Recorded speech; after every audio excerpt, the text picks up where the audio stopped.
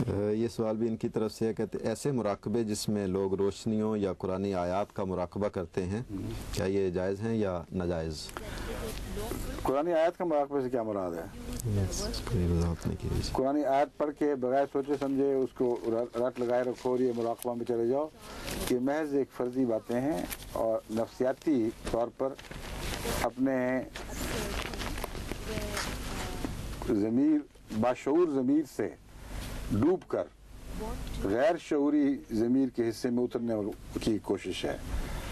لیکن قرآن کریم کا حقیقت میں اگر مراقبہ کرنا ہے تو آیات پر غور کریں، ان کے مضامین کو سمجھیں، انہیں اپنی زندگی پر اطلاق کر کے دیکھیں، اس سے بہتر اور مراقبے کا کوئی طریق نہیں۔